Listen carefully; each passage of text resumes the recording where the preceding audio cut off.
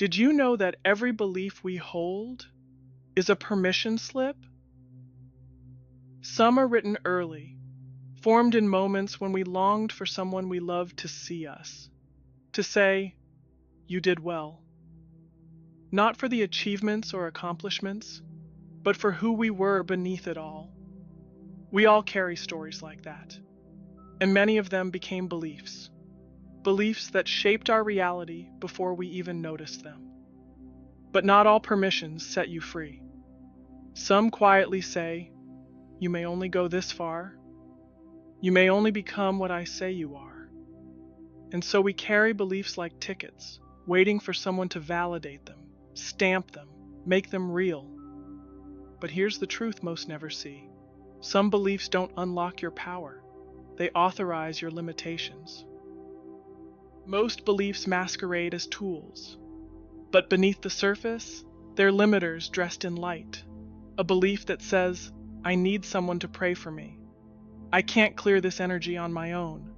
I'm not ready until the signs align," isn't offering power. It's authorizing delay. It's writing a permission slip, one that must be signed by something outside of you. These are the beliefs that keep you waiting, waiting for the guru, the ritual, the answer, the green light. But every belief that depends on something external is a belief that doubts your own inner wisdom, your own direct access to source. And that kind of belief doesn't guide your evolution. It holds it hostage. Beliefs are scripts, but who's holding the pen? When you believe that your healing, your clarity, your freedom comes from someone or something else, you've already signed the slip that says, you are not enough on your own. You've handed over authorship of your reality. And the more spiritual it sounds, the harder it is to question. But what if the very belief that says, "I need help," is the one quietly reinforcing, "I can't do this without help"? There's no shame in receiving support. But there's a difference between supporting your power and substituting for it. Most of us weren't taught how to trust our own inner resonance. So we gave that trust away, one belief at a time. Every belief you hold is a choice, even if it was made unconsciously.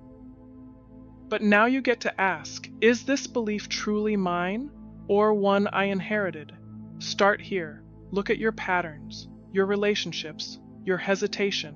Ask yourself, what belief is making this decision for me? Does this belief support my expansion or does it delay it?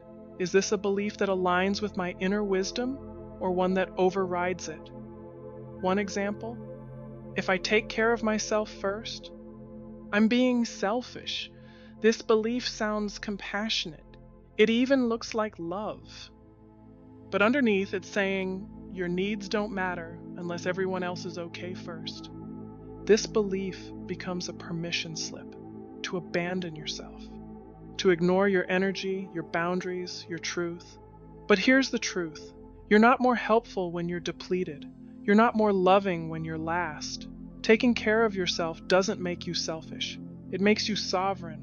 It's how you stay in alignment and give from overflow, not obligation. Another example is, if I don't show up for them, they'll stop caring about me. You might not say I have to earn love, but the pattern reveals it. It hides in quiet thoughts like, if I stop proving my worth, they'll leave. If I don't say yes, I'll lose them. This belief convinces you that love is conditional, that belonging depends on performance, but love doesn't require you to abandon yourself. Real connection begins when you're free to be yourself, not the role you think they're expecting.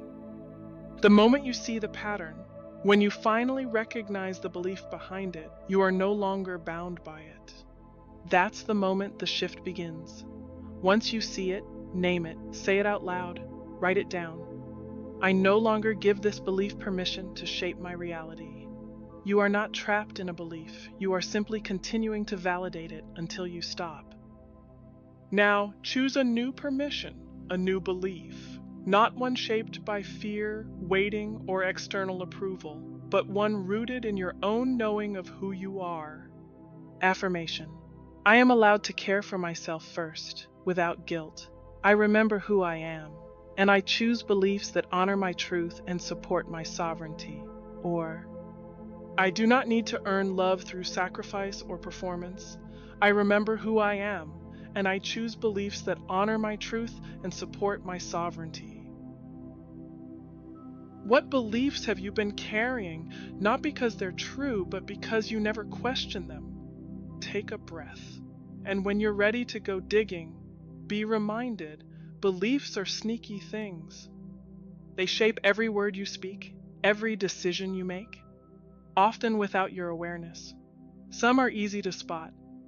Others are layered, disguised, and buried, like roots beneath the surface. This is not a 10-minute fix. This is a lifetime of peeling, noticing, choosing. You won't catch them all at once. You're not meant to. You're meant to walk with awareness, to ask better questions, to return to yourself again and again, until the only permission you need is your own.